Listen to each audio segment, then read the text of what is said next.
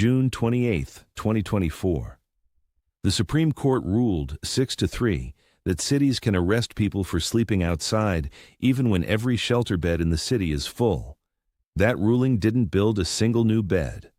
What it did was push 300,000 people further into the dark. They went somewhere. They always go somewhere. Tonight I'm going to show you exactly where. HUD counted 770,000 people experiencing homelessness on a single January night in 2024. The highest number ever recorded, 40% unsheltered. That's 300,000 people on any given night who figured out a system that most of the housed world never sees. And on a 90-degree night, with the heat index pushing 105, working that system correctly is the difference between a rough night and a dead one. Nobody told you this, not the news, not the city. The city had its own plan, and it involved keeping the problem quiet rather than solved. Stay with me. Because the last location I'm going to give you tonight is the one I trusted most, and I'm saving it for the end. If you've ever needed to sleep somewhere without being seen, subscribe and stay close. That is what we do here. I spent more nights in a parked car than I'll admit out loud, more summers sweating through a front seat, windows cracked 2 inches, listening to the lot go quiet around midnight, the last customers pulling out, the fluorescent lights above the entrance doing nothing to cool the asphalt underneath. I'm not here to make anyone a pity case. I'm here to give you what the people who figured this out in the heat and the dark already know, and what the system would genuinely prefer you didn't. The first thing people say is go to a shelter. I understand it. There's a building, there are beds. It's the obvious answer to an obvious problem. Here's what that building looks like from the inside. Most major cities run shelter utilization rates near 90% on any given night. The beds are full. Not almost full. Full. And in summer, the cooling centers that cities announce on the news when temperatures get bad, they don't always carry overnight stays. They close at 10. You walk back out into 95-degree air at 10 o'clock at night, and the night stretches ahead of you until 6 a.m. But even when there is a bed available, that bed is not free. It costs you your dog. Most shelters prohibit animals, flat and firm. A lot of people out there made a decision, a real one, that they were not walking away from the animal that had been with them through everything. That is not irrational. That is the most human thing in this whole story. It costs you your partner. Emergency shelters are almost universally gender segregated. You walk in with the one person you trust in the world, and you are told to separate into rooms full of strangers. It costs you your job. Most shelters enforce check-in by 8 or 9 at night. Service industry, warehouse, anything that runs into the evening and you miss the window, the bed is gone.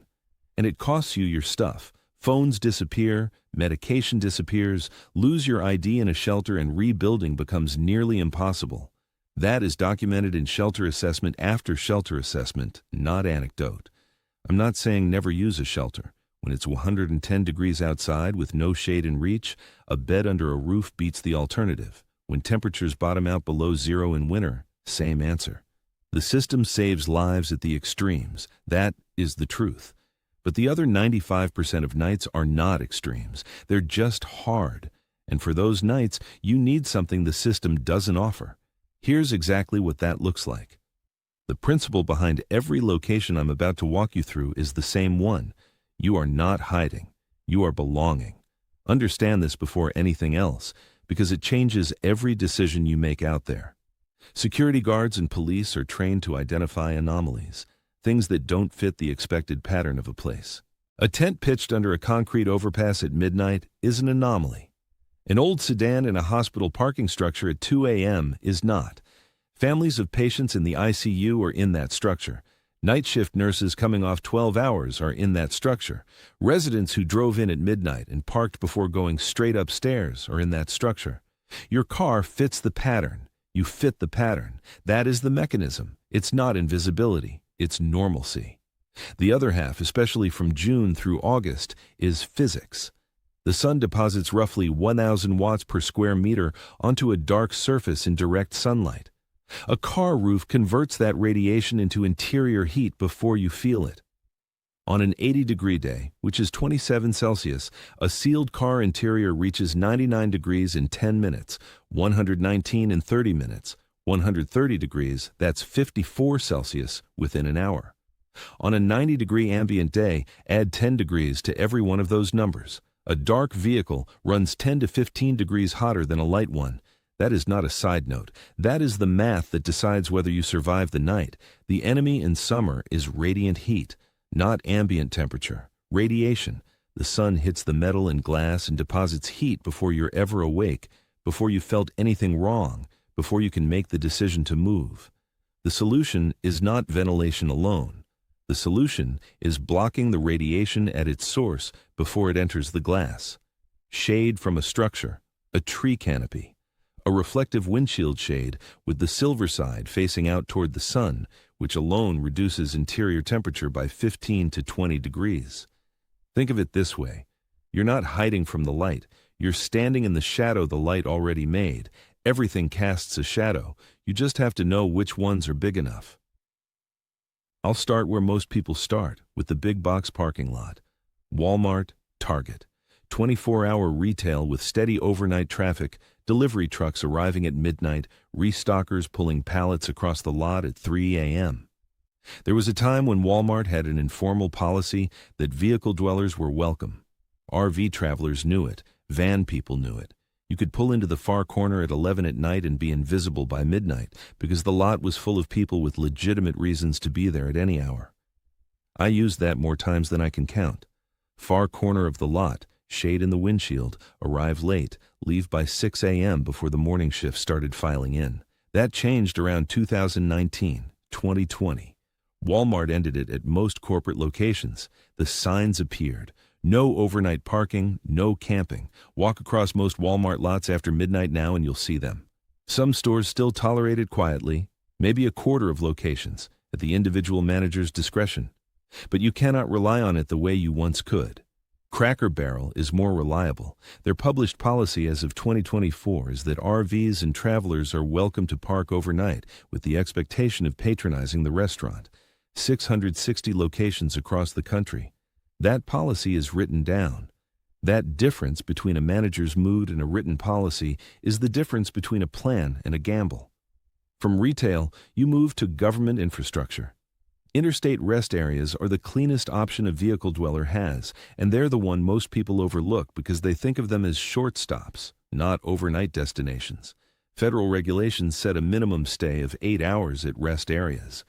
Enforcement of any time limit is minimal in practice, usually a courtesy knock from a state trooper if anything at all, not a citation. No state currently arrests someone for sleeping at a rest area overnight. Truck drivers sleep at rest areas every single night under federal hours of service rules. The infrastructure was built for exactly this. No private security, no adjacent residents to file complaints, no one whose job it is to move you along before sunrise. Rest areas along major interstates carry shade trees in most cases, water fountains, clean restrooms with running water. In July, a shaded rest area with a night breeze moving through the trees around the picnic area is one of the most survivable places you can put a car after dark.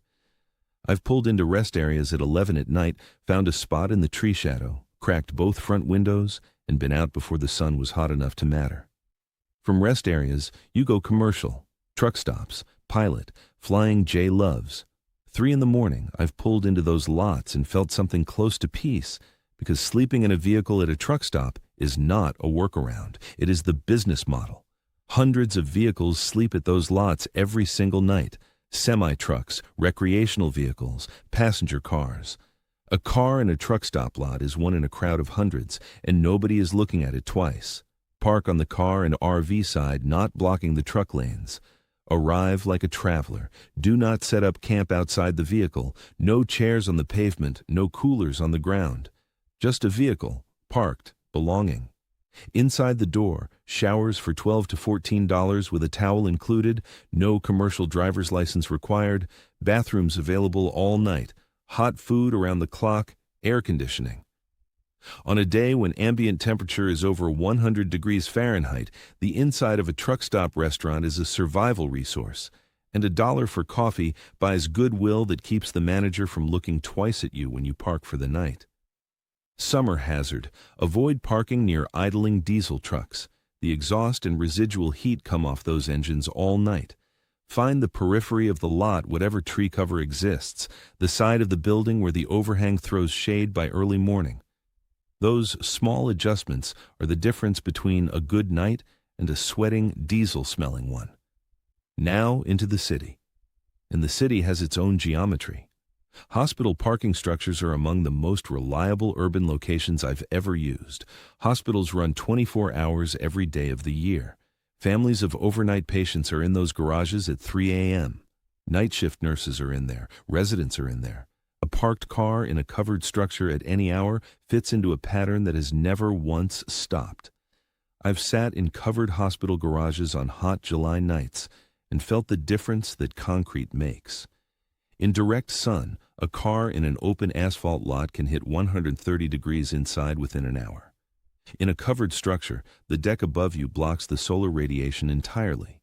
Interior vehicle temperature in a covered hospital garage runs 20 to 30 degrees cooler than an exposed lot in the same ambient conditions. That is not comfort. That is the line between survivable and dangerous. The best spot in any covered structure is the end of a row where the building has openings on two sides, cross ventilation. I clip my 12-volt battery fan to the coat hook above the back door so it blows directly across my face all night. $15 to $25 at Walmart or Amazon. Windows cracked 1 inch on both sides. You wake up tired. You don't wake up confused. Hospital security focuses on the interior of the building, on the pharmacy, on the cash, on the patients, not the structure. Most security will log license plates of vehicles staying beyond 24 hours. The answer to that is rotation. 1 or 2 nights per location, then move. In any mid-sized city with 2 or 3 hospital campuses, you have a rotation without repetition, 3 locations cycling across 6 nights before security has had time to establish a pattern worth acting on. Notice what all of these have in common. Rest area, truck stop, hospital garage. None of them work because they're hidden. They work because your car makes sense there. Security and police are looking for anomalies. You are not an anomaly when you park in a place where parking makes sense. Your grandfather knew this about moving through the world, knew which corners to stand on and which manner to carry. The street just calls it something shorter: belonging. Business parks work on a different schedule than everything else. Walk into a suburban office park on a Friday evening and the lot is empty.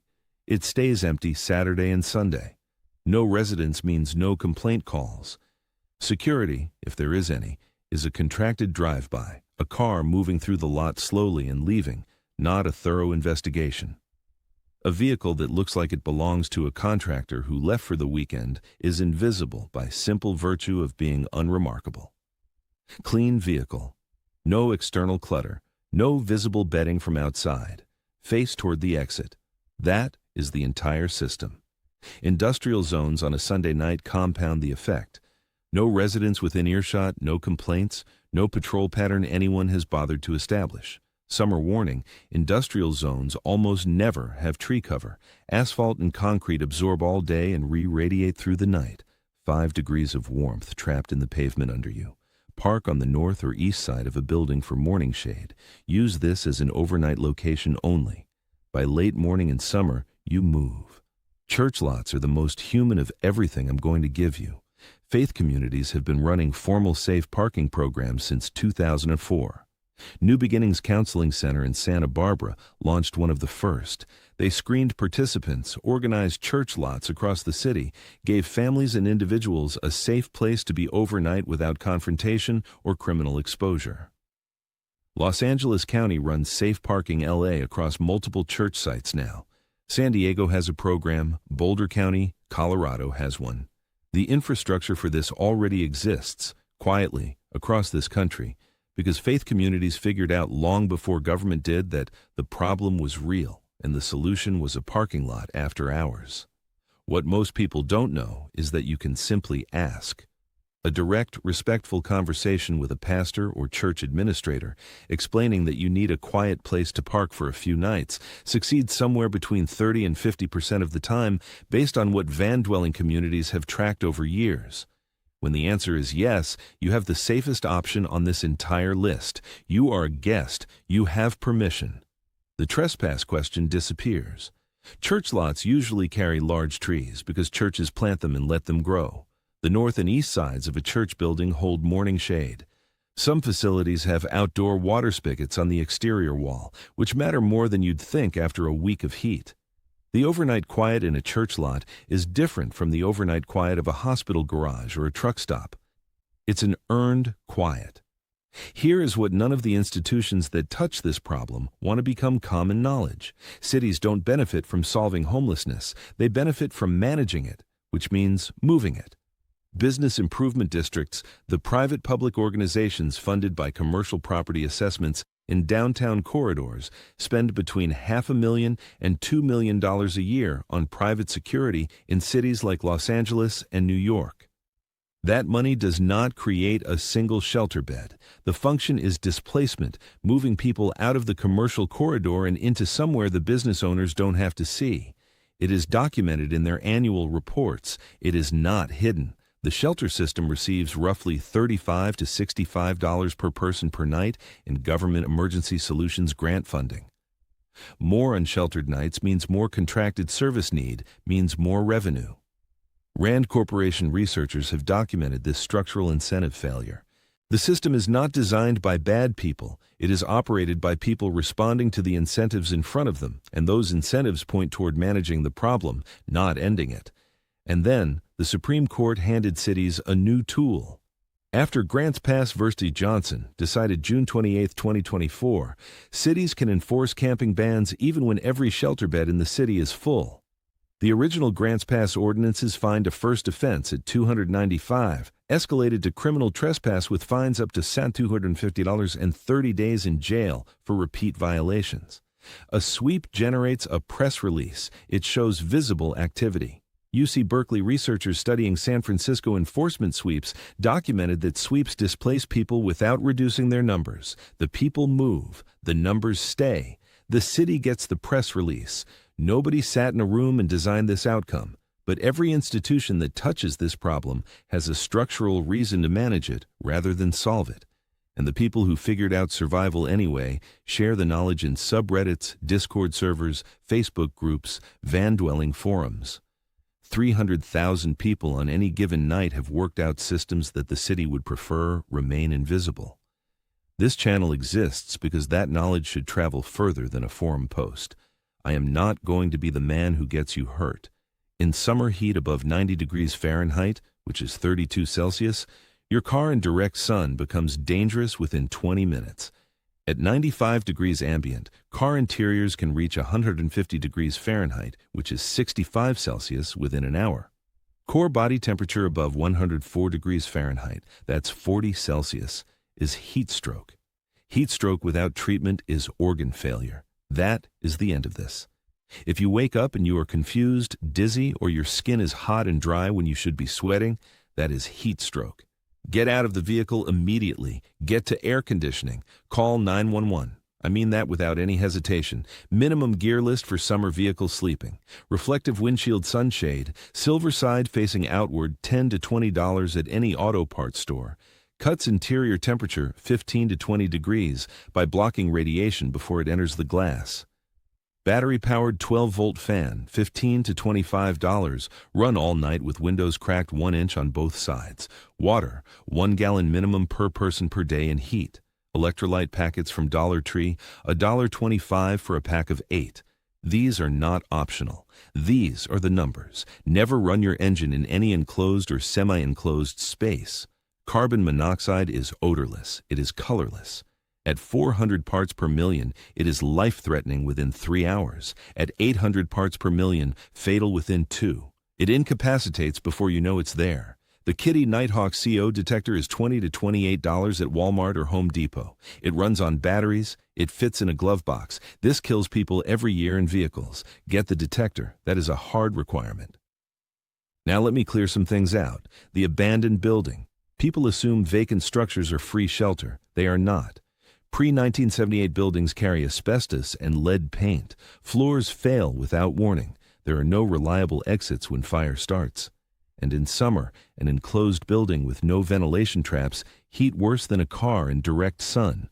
Concrete and metal absorb all day and re-radiate all night. In structures with other occupants in crisis, the danger has nothing to do with temperature. Cut it. The concrete overpass, the image you've seen in every news segment, the tent under the bridge, that concrete absorbed sunlight for 10 hours. Studies document temperatures under overpasses running 5 to 8 degrees warmer than open air overnight, not cooler. The stored thermal mass radiates inward, not away. It's a heat battery at night, not a shade structure. Add flash flood risk during summer thunderstorm season. Add federal highway right-of-way enforcement. Leave it, running the car's AC to sleep. In any enclosed or semi-enclosed space, exhaust seeps through door seals and accumulates in the cabin. Carbon monoxide concentration rises while you sleep. You lose consciousness. Then you don't wake up. The battery fan exists for exactly this reason. Public transit overnight, riding a bus loop until morning. Every major transit system in the country has deployed enforcement specifically to move sleeping passengers. MTA, CTA, BART, WMATA. Multiple systems launched public anti-sleeping campaigns in summer 2023 and 2024. It is not a method. It is a delay that has been getting shorter every year. I know some of you are running objections right now. You're thinking, hospital security will knock on my window. Sometimes, yes. And when they do, you get cooperative, you stay calm, and you leave without drama. A tired driver who pulled over is not a confrontation. The enforcement at most hospital structures is a request, not a citation. You honor the request, and you've already identified the next location in the rotation. You're thinking, isn't this still trespassing? The legal reality of most of these locations is implied license. You are on private property where the general public is expected to be present at any hour. Trespass requires being asked to leave and refusing. You are not refusing. You are cooperating. These are not locations that require forced entry or defeating a lock. This is the gray zone between a legal right to be somewhere and the decision to ask you to leave. And that zone is large. And you're thinking, what about the one security guard who doesn't give you the chance to explain? That's exactly why you never need any one location so badly that you'd argue for it. The rotation protects you more than any specific spot ever could. Now I'll pay off what I promised at the open. Casino parking structures. Casinos run 24 hours a day, every day of the year, without exception. The parking structure serves shift workers coming off a 4 a.m. ending, patrons who made the right call not to drive home after an evening at the tables, overnight hotel guests who parked before checking in, and a dozen other categories of person who have a completely legitimate reason to have a car in a covered structure at any hour. Security attention is entirely on the casino floor, the cash room, and the hotel interior. The structure is background. A person asleep in a car in a casino garage is genuinely invisible because they are one of 20 or 30 people in that same structure doing something similar for entirely different reasons. In summer, a fully enclosed multi-level casino garage runs 15 to 20 degrees Fahrenheit cooler than outdoor ambient at peak heat. That's the same advantage as the hospital structure, but with something the hospital doesn't have. Clean, maintained restrooms open 24 hours, no purchase required. Food in the casino itself, often cheap, often available all night, because the casino wants you to stay. On tribal casino land in many states, municipal camping ordinances don't apply. Sovereign territory operates under tribal state compacts with its own rules. State law may still apply depending on the compact, but municipal enforcement of city camping bans does not reach that land. That is a legal distinction that matters. Here is the piece that changes the whole equation. A player's card costs nothing. 5 minutes at the rewards desk, it makes you a registered guest of the property. At most casinos, that card comes with parking validation, which means your presence in the garage is not only tolerated but logged and legitimized. Sometimes there's a complimentary drink, sometimes a buffet credit. You go from a car in a parking structure to a registered guest with a rewards account. The legal exposure evaporates entirely. You are not trespassing. You are patronizing. You belong. Where multiple casinos exist within rotation distance, which is true along the I-15 corridor between Southern California and Nevada, you cycle through them the same way you cycle through hospital campuses. 2 nights here, 2 nights there, and no single location ever has time to build a pattern worth acting on. That is the system. Not hiding. Belonging. So here's what I'd do before the sun's up tomorrow. Find the covered structure nearest to wherever you are. Hospital campus, casino, a parking garage attached to a hotel, or a major medical building. If you're mobile, the interstate rest area is your cleanest overnight option. If a truck stop is in range, use it. Know the rotation. 2 nights per location, 3 locations minimum in any city you're staying in. Get the windshield reflector, silver side out, $15. Get the 12-volt battery fan, $20. Get the CO detector, $25. Those 3 things, $60 total, change the math on every summer night between now and September. If there's a faith community within reach that you haven't approached yet, approach. A direct, respectful conversation costs nothing, and it turns trespass into invitation. The people who worked all of this out did it the hard way. In 95-degree heat. In lots and garages and rest areas and church parking lots, with nothing but time, necessity, and the knowledge that got passed person to person through communities and forums and late-night conversations in places the rest of the world didn't look. This is their knowledge. I'm just the one writing it down for whoever needs it next. What's the spot that got you through? A hospital garage, a church lot, a truck stop at 3 a.m. with bad coffee and the best sleep you'd had in a week? Drop it in the comments. I read every one. Stay cool, stay sharp, and remember, the people the world walks past know things the rest of us forgot.